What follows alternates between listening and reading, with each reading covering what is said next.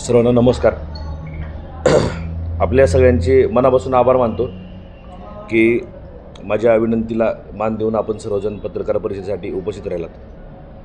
आजची पत्रकार परिषद घेण्याचं एकमेव कारण की तुळजापूर मतदारसंघामध्ये गेली अनेक वर्ष झालं विकास हा फक्त नावालाच झाला आहे आणि विकासाच्या नावाने डिंडोरा जे पिटवणारे लोक आहेत ते कायम आलटून पलटून सत्तेवरती बसण्याचा प्रयत्न करत आहेत.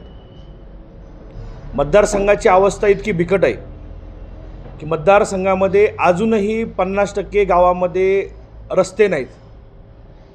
लोकांची हाल आहेत. रस्ते नसल्यामुळं खड्ड्यामध्ये पडून कित्येक बळी गेले.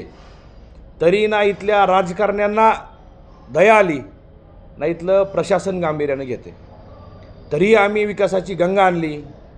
आम्ही मतदारसंघामध्ये इतके कोटी रुपये आणले. आम्ही असा विकास केला.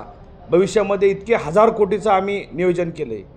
असं जे मतदारांना भासवण्याचं आणि वेड्यात काढण्याचं काम प्रस्थापिताकडून होत आले किंवा आजही तो एक भास निर्माण केला जातो आहे, हे खरं तर दुर्दैव आहे इथल्या मतदारांचं, या मतदारसंघाचं.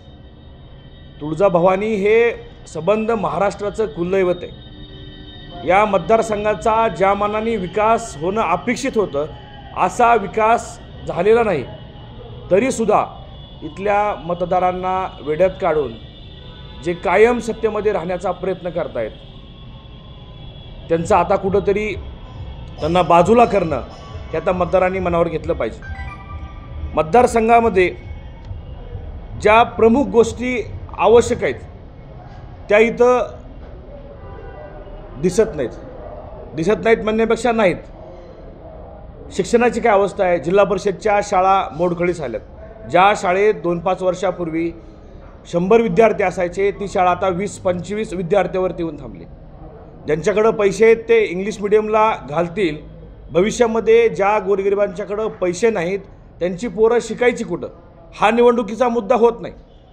शेतकऱ्यांच्या शेतमालाला भाव मिळत नाही. आज शेतकरी हवालदिल झाला आहे की आम्ही सोयाबीन इतक्या काबाड कष्ट करून उत्पादित केलं, आता ते विकण्याची वेळ आली आहे आणि आमच्या पदरामध्ये काय पडते. तर इथं प्रस्थापित विद्यमान आमदारांच्याकडनं फक्त विमा आणि अनुदान याची जाहिरातबाजी केली जाते. मी आत्तापर्यंत पूर्ण संबंध मतदारसंघ फिरलो, गावागावातील प्रत्येक नागरिकांना, शेतकऱ्यांशी संवाद साधला. मी त्यांना हा आवर्जून प्रश्न विचारतो की तुम्हाला विमा अनुदान पाहिजे का तुम्हाला तुमच्या शेतमालाला भाव पाहिजे? कुठल्याही शेतकऱ्यांना हे अपेक्षित नाही की विमा अनुदानावरती कोण भुकेजल नाही. प्रत्येकांना आपल्या मालाला भाव मिळण्याची अपेक्षा आहे. पण शेतमालाला भाव देण्यासंदर्भात या ठिकाणी प्रस्थापित आमदार या ठिकाणी भाष्य करत नाही. हे दुर्भाग्य आहे.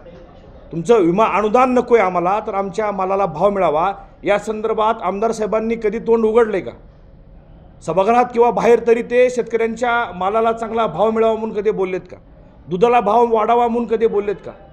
आमच्या पोराबाळांना चांगली शिक्षण व्यवस्था नाही, इथं आपल्या पोराबाळांना चांगलं शिक्षण मिळावं म्हणून आमदार साहेबांनी कधी तोंड उघडले का? आपल्या तुळजापूर तालुक्यातील मतदारसंघातील एखाद्या जिल्हा परिषदच्या शाळेत जाऊन मागच्या 5 वर्षात आमदार साहेब कधी बसलेत का? आणि गोरगरिबाची पोरं कशी शाळा शिकतात, त्यांचं भविष्य उज्ज्वल कसं होऊ शकतं या संदर्भात त्यांनी कधी विचार केला आहे का? हा खरं तर प्रश्न आहे. निवडणूक ही मुद्द्यावरती होणं अपेक्षित असताना ही निवडणूक एक वेगळ्या प्रकारचं वारं निर्माण करून केली जाते. प्रामुख्यानं ही निवडणूक 2 पद्धतीने खेचण्याचा प्रयत्न केला जातोय दोन्हीही पक्षाकडनं. हे प्रस्थापित लोक आलटून पलटून सत्तेमध्ये येण्याचा प्रयत्न करतात.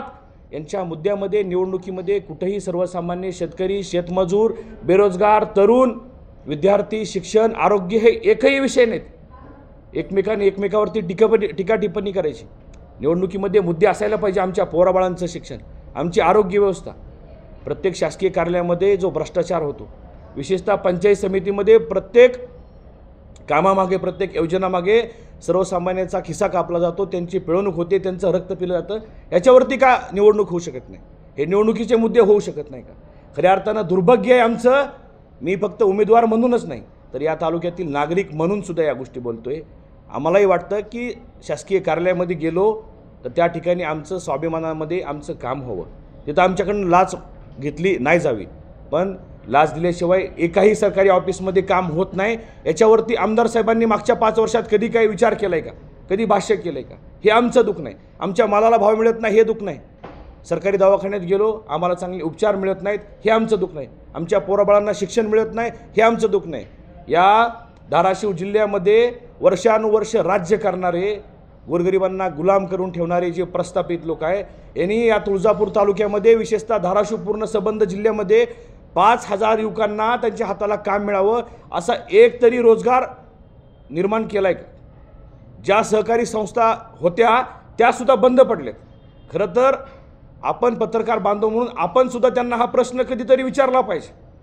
ते जे प्रेस नोट लिहून देत असतील किंवा ते जे भाष्य करतात ते फक्त जनतेसमोर घेऊन जाण्याऐवजी पत्रकार बांधवांनो तुम्हाला सुद्धा माझी हात जोडून विनंती आहे, तुम्ही सुद्धा या तालुक्याचे या जिल्ह्याचे नागरिक आहात, इथला आपण सर्वजण इथले नागरिक समजून किंवा मतदार समजून तुम्ही सुद्धा कधीतरी विचार केला पाहिजे, त्यांना हा जाब विचारला पाहिजे की तुम्ही निवडणुका लढवता, निवडून येता, तुम्ही कधी सत्तेत आहात कधी नाही, दोन्ही उमेदवाराबद्दल भाष्य करते, दोन्ही पक्षाच्या बोलतोय मी, की तुम्ही सर्वसामान्याचा विचार कधी केला का?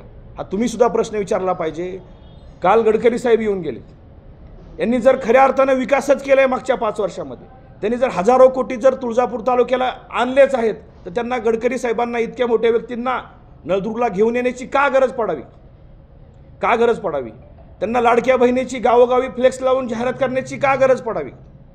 आणि त्याच्याही पलीकडे जाऊन ह्या निवडणुकीमध्ये खरं तर मला जात धर्मावरती बोलणं योग्य वाटत नाही, पण ह्या निवडणुकीमध्ये प्रामुख्याने दोन्हीही उमेदवारांनी जात घेऊन आलेत। ह्या जातीचं समीकरण उघड जरी नसलं तर प्रत्यक्षातपणे त्याची अंमलबजावणी यांच्याकडून होते। यांच्याकडं प्रत्येक जातीतला एक बांधव यांच्यासोबत यांनी घेतला, बंजारा बांधव असेल, धनगर बांधव असेल, लिंगायत बांधव असेल, दलित बांधव असेल, मुस्लिम बांधव असेल, वंजारी बांधव असेल, सगळ्या जाती धर्मातले एक एक माणसं ह्यांनी फक्त जनतेला चेहरा दाखवण्यासाठी की बाबा आपल्या जातीतला माणूस यांच्यासोबत आहे, आपल्या जातीतला माणूस त्यांच्यासोबत आहे, त्यांनी त्याच्या गावात जावं, त्याच्या मतदारांना सांगावं की मी त्यांच्यासोबत आहे। भविष्यात आपल्या जातीतला माणूस उमेदवारासोबत आहे, आपल्या जातीतला माणूस आमदारासोबत आहे, म्हणून जनतेने, भोळेबाबडे जनतेने आपल्या जातीतल्या माणसावरती विश्वास टाकावा। वेगवेगळ्या जाती धर्मातल्या माणसांना फक्त मतदान खेचण्यासाठी निवडणुकीच्या तोंडावरती पदं दिली जायची आणि आपल्याला जनतेला खुश करायचं की आमच्या जातीतल्या माणसाला पद दिले, म्हणून भोळ्या भाबड्या जनतेकडनं मतदान करण्यासाठी हे जातीचं विषसुद्धा कालवलं जाते। हे जरी बाहेर दिसत नसलं तर याचं वास्तव आहे, हे गावोगावी मी पाहतो। निवडणुका कशावरती व्हायला पाहिजे? रोजगारांची काय विषय? सहकारी संस्था बंद पडल्या, भविष्यामध्ये MIDCचे कौडगाव MIDCबद्दल मी भाष्य करण्याची गरज नाही, तिथं किती तरुणांना रोजगार मिळाले याचा उल्लेख होतो। आता तामलवाडीला MIDC येणार आहे, एक निविदा निघाली, अधिसूचना निघाली, एका नोटिफिकेशनमध्ये उद्योग आला का? भूसंपादनाची प्रक्रिया आहे। 2 दिवसापूर्वी जिल्हाधिकाऱ्याकडे तिथल्या स्थानिक शेतकऱ्यांनी तक्रारी केल्या, आम्हाला विचारात घेतलं नाही। काही अल्पभूधारक आहेत, उद्या त्या शेतकऱ्यांच्या 1-2 एकर जमिनी MIDCमध्ये गेल्या, त्यांच्या पोराबाळांनी भीक मागायची का? तुम्ही येणार, तुमचाच कायदा, तुमचाच हक्क इथं दाबत राहणार, तुम्ही गोरगरिबांना तुम्ही प्रेशर देत राहणार, त्यांच्या पोराबाळांनी उद्या कुठं भीक मागत फिरायचं का?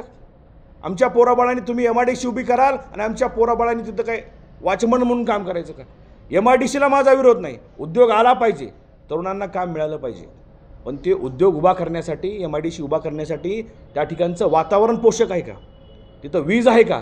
तिथं पाणी आहे का? तिथली भौगोलिक अवस्था कशी आहे ह्याचा अभ्यास केला गेला का? ह्या गोष्टी का समोर येत नाहीत?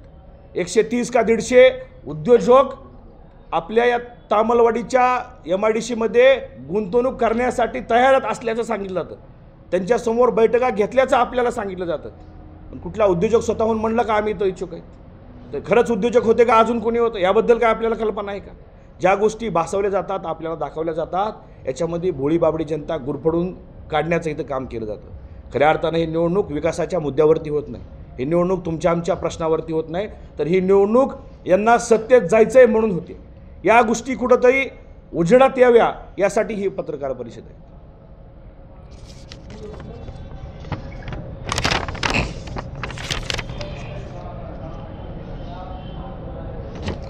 गडकरी साहेबांच्या सभेमध्ये आणि त्यानंतर ज्या काही प्रेसला बातम्या येत आहेत कालपासून आजपासून की भविष्याचा विचार करणाऱ्या व्यक्तीचा पाठीमागं जनतेने उभं राहावं, खऱ्या अर्थानं आमदार महोदय सर्वसामान्याचा भविष्याचा विचार करतात असं आपल्याला वाटतं?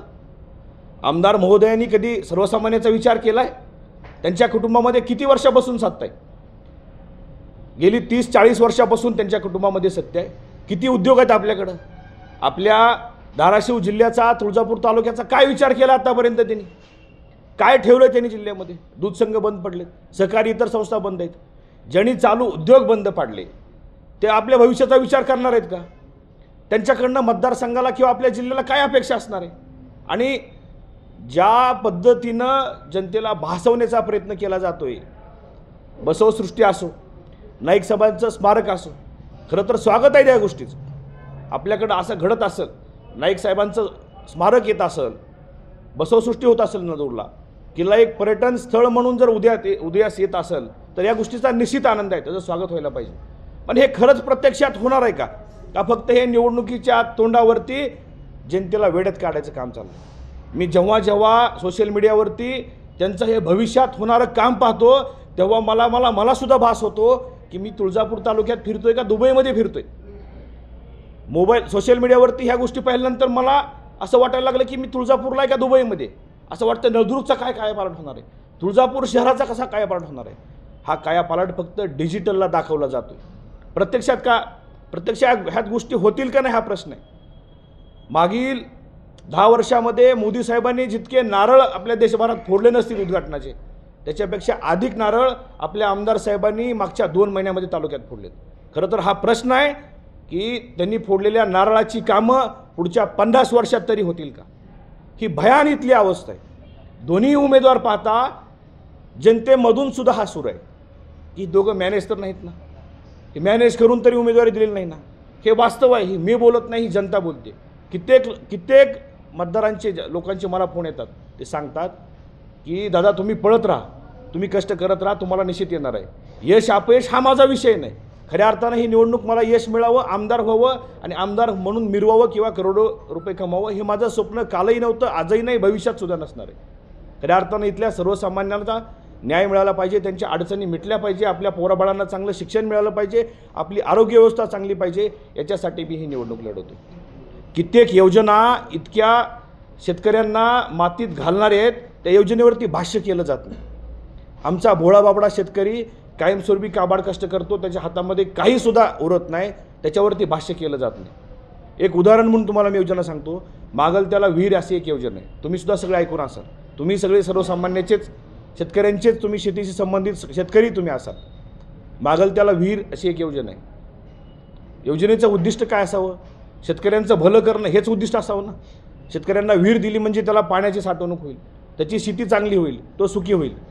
जर सरकारचं मागल त्याला विहीर देणं आणि त्याला विहीर देऊन त्याला समृद्ध करणं हे उद्दिष्ट असेल तर रोजगार हमी योजनेतून ती विहीर करावी अशी खुट्टी मारण्याची काय गरज आहे? प्रत्येक योजनेमागं एक खुट्टी मारून ठेवली, त्याला एक आकडा लावून ठेवला आहे. विहीर तर करा, पण ती रोजगार हमी योजनेतून करा. सोयाबीन काढायला माणूस मिळत नाही, विहीर पाडायला माणूस आता मिळू शकतो? शक्य आहे. विहीर पाडायला जिथं पाषाण आहे, खडक आहे, अशा ठिकाणी विहीर पाडायला मजूर मिळू शकतो का? कधीच शक्य नाही. मग काय होतं? शेतकरी मग मशीननी विहीर करायला जातो. मशीननी विहीर करणं म्हणजे ते नियमात बसत नाही. मग काय होतं? मग भ्रष्टाचाराला इथून सुरुवात होते. मस्टर तयार करण्यापासून, विहीर मंजुरीपासून. मग त्या गावातील 5-10 लोकांचे पासबुक मस्टरला दाखवायचे, त्यांच्या खात्यावरती ते पैसे येणार. 10 लोकांच्या खात्यावरती पैसे आले, त्यातली 1-2 लोक पैसे देत नाहीत शेतकऱ्याला. मशीनला पैसे इकडून तिकडून गोळा करून शेतकरी भरतो. मशीनचे पैसे ज्याच्याकडनं घेतले ते परत देण्यासाठी सुद्धा त्या शेतकऱ्याची वाईट अवस्था आहे. कुठून द्यायचे पैसे त्यांनी? जर तुम्हाला शेतकऱ्यांचं भलं करायचं आहे तर तुम्ही थेट विहीर द्या. बाबा रे 20 फूट तू खांद, एवढे पैसे घेऊन जा. 40 फूट खांद, पुढचे घेऊन जा. 60 फूट झाली का पूर्ण पैसे घेऊन जा, विषय मिटला. ही जी रोजगार हमी योजनेतून जी ही विहीर करायची, त्याच्यामागं उद्या शेतकऱ्याची या प्रशासनानं अडवणूक करायची आणि सांगायचं की ही मजुरांनी विहीर केली पाहिजे, तुम्ही मशीननी घेताय. मजुरांनी विहीर घ्यायची हे फक्त कागदावरती दाखवलं जातं. विहीर होते मशीननीच, आणि मशीननी विहीर होते ते रेकॉर्डवर दाखवण्यासाठी मग इथं पंचायत समितीमध्ये भ्रष्टाचार होतो. विहिरीची प्रक्रिया पूर्ण होईपर्यंत, बिले उचलेपर्यंत प्रत्येक मस्टरला मग त्या ठिकाणी पैसे कुणाला किती द्यायचे, जिओ टॅगिंगचा विषय असेल, अजूनही बऱ्याच प्रक्रिया आहेत त्या ह्याच्यामध्ये. त्याच्यामध्ये प्रत्येक ठिकाणी मग पैसा शेतकऱ्याची लूटमार होते, याच्यामध्ये भ्रष्टाचार होतो आणि हे पैसे नेमके कुणाच्या घशात जातात हा विषय. भ्रष्टाचाराचा जरी हा मुद्दा बाजूला ठेवला तर मग ह्या ज्या गोष्टी घडत आहेत, ह्या ज्या योजना आहेत, ही जी सरकारी धोरणं आहेत सरकारची, ह्या धोरणावरती आमदार साहेबांचं याच्यावरती लक्ष नसेल का? आमदार साहेबांना या योजनेवरती किंवा शेतकऱ्यांना एखादी योजना राबवण्यासाठी अशा अडचणी येतात आणि शेतकरी मग भ्रष्टाचाराला बळी पडतो, त्याचा खिसा कापला जातो. ह्या गोष्टी आमदार साहेबांना कळत नसतील का? ह्या गोष्टी इतर उमेदवारांना, काँग्रेसच्या उमेदवारांना कळत नसेल का? या गोष्टीवरती का भाष्य केलं जात नाही?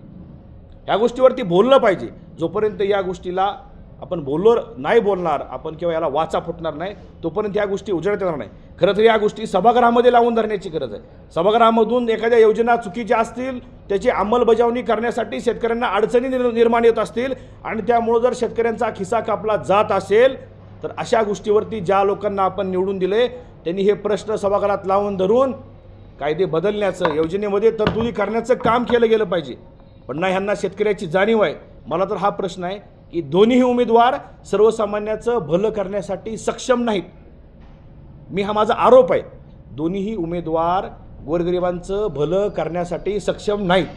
मी आपल्या माध्यमातून दोघांनाही ओपन चॅलेंज देतो की दोघांनाही माझ्यासमोर चर्चेला यावं. मी आपल्या पत्रकार बांधवांना विनंती करतो, असा प्रोग्राम, असा कार्यक्रम तुम्ही आयोजित करा. तिघांनाही एकत्रित बसवा समोरासमोर की गोरगरिबांच्या भविष्यासाठी तुमच्याकडं काय स्वप्न आहे, तुमच्याकडं काय ध्येय आहे, तुमच्याकडं उद्दिष्ट काय. तुम्ही तिघांनाही विचारा प्रश्न, तुम्ही विचारले पाहिजे. खरं तर पत्रकार बांधवसुद्धा आपल्या तालुक्याचा, जिल्ह्याचा विकास करण्यामध्ये एक कणा होऊ शकतो. तुम्ही स्वतः जर आवाज उठवला आणि तुम्ही जर प्रयत्न केला तर या गोष्टी होऊ शकतात. तुम्ही मला सुद्धा प्रश्न विचारले पाहिजे. मी काय करणार आहे, माझ्याकडे काय उद्दिष्ट आहे, माझ्याकडे ध्येय काय पुढं मतदारसंघाचं, ह्या गोष्टी तुम्ही सुद्धा मला विचारणं गरजेचं आहे. तसं त्यांनाही विचारणं गरजेचं आहे. आपल्या माध्यमातून मी त्या दोघांनाही आवाहन करतो आणि तुम्हाला सुद्धा मी आवाहन करतो, विनंती करतो की तुम्ही तिघांना एका मंचावरती बोलवा, एकत्र बोलवा. तिघांनाही प्रश्न विचारा की तुमच्याकडे उद्दिष्ट काय. सर्वसामान्याच्या जगण्यामध्ये तुम्हाला चांगले दिवस आणण्यासाठी तुम्ही भविष्यात काय करू शकता. विकास, एवढा निधी आणला, तेवढा निधी आणला म्हणजे विकास झाला का? जोपर्यंत आमची पोरं बाळं शिकणार नाहीत, स्वतःच्या पायावर उभी राहणार नाहीत, तोपर्यंत त्यांच्या घरामध्ये 4 पैसे येणार नाहीत. जोपर्यंत त्यांच्याकडे 4 पैसे येणार नाहीत तोपर्यंत त्यांच्यावर घरावरली त्यांच्या पत्री निघून त्यांच्या घरावर स्लॅब पडणार नाही. हा मार्ग आहे. तर हा मार्ग बाजूला राहिला, जोपर्यंत आमच्या मालाला भाव मिळणार नाही तोपर्यंत आम्ही सुखी होणार नाही. हे सगळेच मुद्दे कुठं तर बाजूला केले जातात आणि निधी आणला, इतके 1000 कोटी आणला, तितके 1000 कोटी आणला, ह्याच्यावरती ह्या निवडणुका होत असतील. प्रत्यक्षात कुठंच काय दिसत नाही. तुम्ही सगळे पत्रकार बांधव एक दिवस माझ्यासोबत चला, तुम्हाला दाखवतो तंड्यावरती चालता येत नाही अशी अवस्था. मोटरसायकल जात नाही, कार जात नाही, तिथलेही लोक जगतात ना. कारण काय, असे कित्येक तंडे आहेत. मी 90% तंडे असतील, सगळे तंडे फिरलोय मी. तिथल्या तंड्यांनी अजून आमदार कसा असतो बघितलाच नाही. तिथल्या लोकांनी बघितलं असेल फोटोमध्ये किंवा गर्दी करण्यासाठी जेव्हाही लोक बोलवतात त्या लोकांनी बघितलं असेल, पण प्रत्यक्षात तंड्यातल्या मातीनी आमदार कसा असतो अजून बघितला नाही. अजून आमदारच बघितला नाही, पूर्वीचे असोत किंवा आत्ताचे असू दे. मग ही काय, तिथं लोक राहत नाहीत का? त्या नागरिकांची जबाबदारी तुमची जबाबदारी नाही का? चाललंय असं की जास्त अधिक जिथं मतदार आहेत, जिथं लोकसंख्या आहे, ती गावं टार्गेट करायची, त्यांना निधी दिल्याचा प्रयत्न करायचा, त्यांना वेगळा भास निर्माण करायचा, त्या ठिकाणी 4 पैसे टाकायचे आणि तो निधी देऊन झाला त्यांच्याकडं मतदान घेण्याचा प्रयत्न करायचा. पण जे 1000 मताच्या आतली गाव आहेत, जिथं तांडे, जिथं मतं कमी असतात, अशा लोकांच्याकडं सर्रास दुर्लक्ष करायचं. इथं कुणीतरी तुळजापूर शहरात राहणारा पण एखादा बांधव असेल, हगलूरसारख्या ठिकाणी माझं घर आहे, एखादा व्यक्ती तांड्यामध्येही राहतो, तो पण माणूस आहे, त्याला पण मन आहे, त्यालाही भावना, त्याला वाटत नसेल का आमच्याकडे लाईट असावी, त्याला वाटत नसेल का आम्हाला रस्ते असावे, पाणी असावं. ते कसे जगत असतील. या सगळ्या नागरिकांची जबाबदारी ही आमदारांची जबाबदारी नाही का? त्यांना का नाही वाटलं आत्तापर्यंत की आपण एखाद्या जिल्हा परिषद शाळेत जाऊ? आमदार जर एखाद्या शाळेत जाऊन बसले तर आजूबाजूच्या 10-20 खेड्यातल्या शाळा सुधारतील, ह्याचा विचारांच्या मनात नाही आला. मी कालच रात्री आमदार साहेबांची न्यूज बघितली. काल अंदूरच्या बाजारामध्ये ते फिरत होते मतदारांना विनंती करत, येणाऱ्या 20 तारखेला आम्हाला मतदान करा, सहकार्य करा, कमळ हे आमचं चिन्ह आहे. मला खरं तर ते बातमी बघितली, मला वाईट वाटलं. खरं तर गेली 5 वर्ष झालं आमदार साहेब या तुळजापूर तालुक्याचं नेतृत्व करतायत. त्या अंदूरमध्ये भाजीपाला विकणाऱ्या आसपासच्या कित्येक खेड्यामधून महिला येतात, खरेदी करण्यासाठी सुद्धा महिला येतात. त्या अंदूरमध्ये महिलांना जाण्यासाठी शौचालय नाही. आपल्या सगळ्यांना माहिती आहे, 1-1.5 महिन्यापूर्वी त्या बसस्टँडमध्ये मी निषेध व्यक्त केला होता. मी निषेध व्यक्त केला म्हणून मी माझी पाठ थुपटून घेण्याची माझी इच्छा नाही. फक्त मी हे निदर्शनास आणू इच्छितो की आमदार महोदयांना काल अंदूरचा बाजार आठवला, तिथल्या मतदारांना आकर्षित करण्यासाठी, त्यांना चिन्ह सांगण्यासाठी, मतदान करण्यासाठी त्यांनी विनंती केली. पण आमदार साहेब खरं तर ह्या गोष्टी मला बोलवत नाहीत. मला वाईट वाटतं. मागच्या 5 वर्षात किंवा कित्येक वर्षानुवर्ष त्या अंदूरमध्ये बसस्टँड नाही. अंदूरमध्ये खंडेरायाचं मंदिर आहे. आपल्या तालुक्यातूनच काय राज्यभरातून भाविक तिकडे येतात. त्यांनी शौचालयाला जायचं कुठं हा प्रश्न आहे.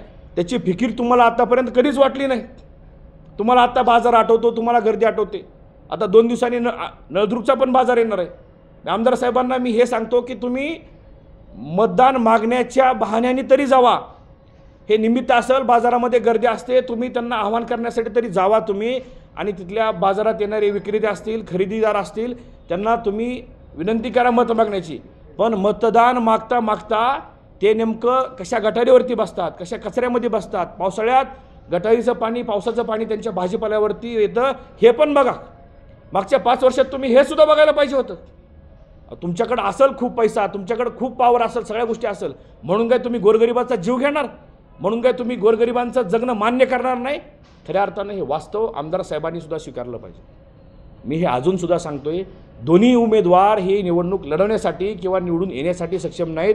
निवडून आले तरी सर्वसामान्याच्या अडचणी मिटवण्यासाठी ही माणसं सक्षम नाहीत. गोरगरिबांचं भलं यांच्याकडनं होणार नाहीत. मी जबाबदारीने सांगतो. तेरच्या बरेच नागरिक असे मी संपर्कात आहे. आपल्या सगळ्यांना सुद्धा माहिती आहे आता तुळजापूरचा खूप मोठ्या प्रमाणात विकास होणार आहे, हे सुद्धा भासवलं जाते. नळदुर्गचा खूप मोठ्या प्रमाणात विकास होणार आहे, हे सुद्धा भासवलं जाते. पण मला आमदार साहेबांना प्रश्न विचारायचा आहे. आमदार साहेब, तुम्ही तेरचे नागरिक काय तुमच्या नावाने ओरडत आहेत? तेरमध्ये मंदिरासाठी तुम्ही पत्रे टाकू शकले नाहीत. ते पत्रेसुद्धा चव्हाण साहेबांनी मागच्या काळात टाकले. तुम्ही स्वतःच्या गावामध्ये गोरोबा काकाचं मंदिर हे तीर्थक्षेत्र आहे, महाराष्ट्रामध्ये नावाजलेलं आहे. तुम्ही तिथं पत्रे टाकू शकत नसाल, तुम्ही भविष्यामध्ये तुळजापूर आणि नळदुर्गचा विकास काय करणार? जर तुमच्याच गावात तुमच्या बुडाखाली आमदार असेल तर तुम्ही आम्हाला तुळजापूरला, नळदुर्गला विकास करू, असं करू, तसं करू, हे म्हणण्यासुद्धा तुम्हाला अधिकार नाही. खऱ्या अर्थानं आत्तापर्यंत तुम्ही जनतेला वेड्यात काढून मतदान घेऊन तुम्ही सत्तेत गेलात. झालं तेवढं बस झालं. मी तुम्हाला विनंती करतो की तुम्ही जनतेला वेड्यात काढणं बंद करा आणि तुम्ही वास्तवावरती या.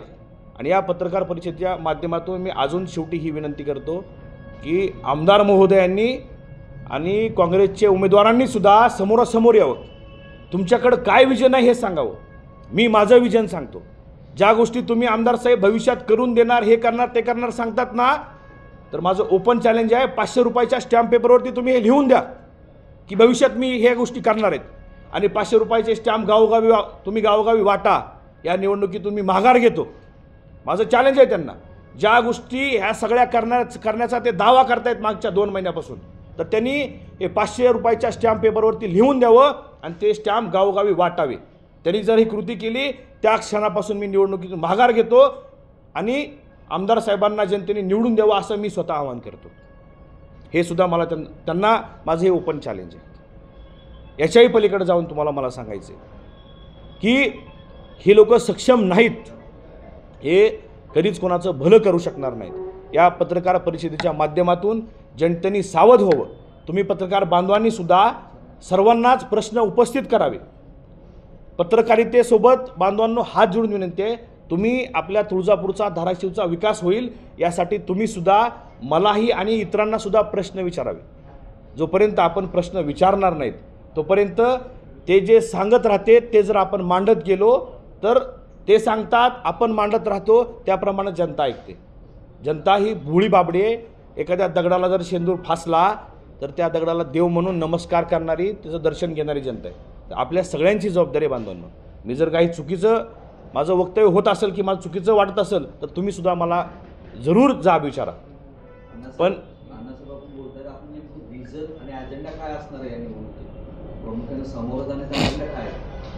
मी ह्या निवडणुकीमध्ये हा अजेंडा समोर घेऊन जातो आहे. माझं प्रथम उद्दिष्ट आहे की गोरगरिबांच्या सर्वसामान्यांच्या पोरांना भविष्यामध्ये चांगलं शिक्षण मिळालं पाहिजे, शेतकऱ्यांच्या शेतमालाला चांगला भाव मिळाला पाहिजे, आपली जी कोलमडलेली आरोग्य व्यवस्था आहे ही ठीकठाक झाली पाहिजे आणि गोरगरिबांना चांगले उपचार मिळाले पाहिजे, शासकीय कार्यालयामध्ये जे अडवणूक होते पिळवणूक होते ही थांबली पाहिजे, शासनाच्या ज्या चुकीच्या योजना आहेत त्याची अंमलबजावणी करण्यासाठी अडचणी येतात आणि त्या ठिकाणी सर्वसामान्याची प्रशासनाकडनं पिळवणूक होते, ती पिळवणूक थांबली पाहिजे आणि त्या योजनेची योग्य अंमलबजावणी व्हावी यासाठी प्रयत्न केले गेले पाहिजे.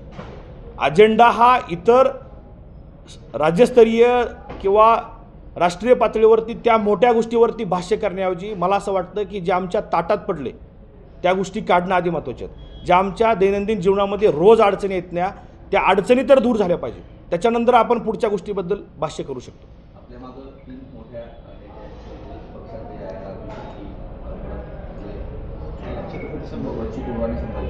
काय नेमकी तुम्हाला त्यांच्याकडून कुठल्या मुद्द्यावरती ही निवडणूक झाली पाहिजे आणि तुळजापुरात काय आवश्यक आहे, काय त्यांनी त्याच्यामार्फत सांगितलेलं?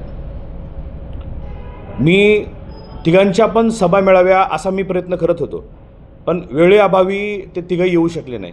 पण त्यांचा निरोप लवकरच आज संध्याकाळपर्यंत तुळजापूरमधील जनतेला निश्चित येईल आणि तुळजापूरचा सर्वांगीण विकास व्हावा आणि तो आमच्या माध्यमातून व्हावा हाच त्यांचा संदेश आणि तेच त्यांचं म्हणणं आहे तिघांचं पण.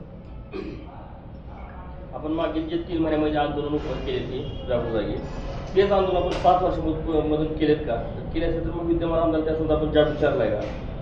हे जे कामं झाले असते आपण आंदोलन मागून केले नाही, निश्चित आपण बोलताय ते बरोबर आहे, पण सर्वसामान्य माणसाला एकाएकी ह्या प्रक्रियेमध्ये येऊन उभा राहणं आणि ह्या सगळ्या गोष्टीला तोंड देणं एवढं शक्य नाही.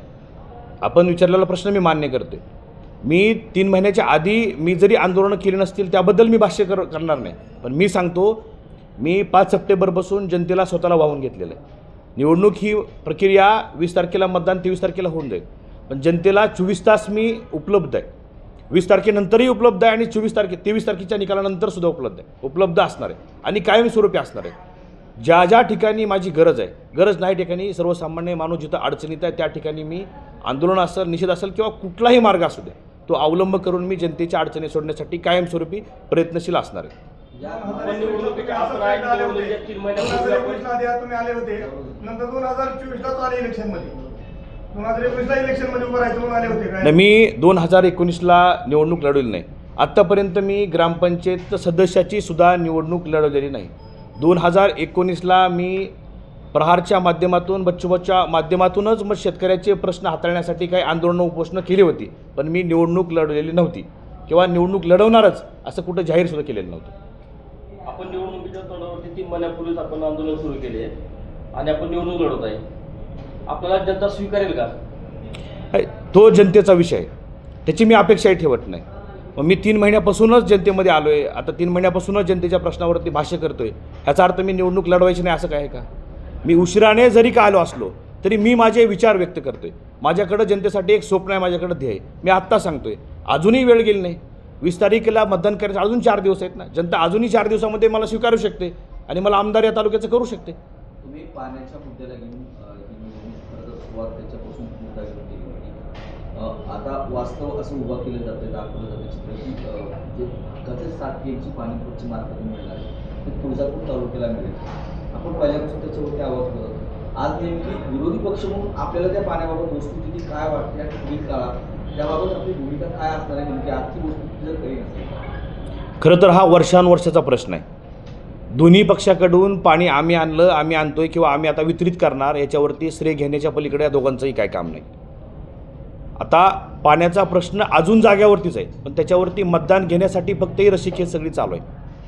खऱ्या अर्थानं मी प्रामाणिकपणे सांगतो, मतदान घेणं किंवा जनतेला भुलभुलया करून मी किती चांगला ह्या सांगण्याच्या भानगडीत मी पडणार नाही.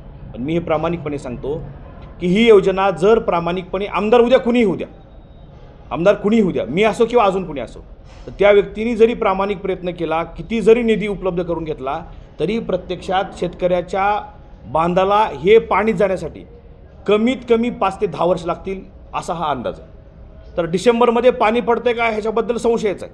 मी मगाशी स्टॅम्प पेपरचं जे बोललो आमदारांना, माझा हे पण मला त्यांना म्हणायचं आहे की तुम्ही जर डिसेंबरमध्ये खरंच पाणी सोडणार आहात ते सुद्धा तुम्ही स्टॅम्प पेपरवरती लिहून द्यायला पाहिजे.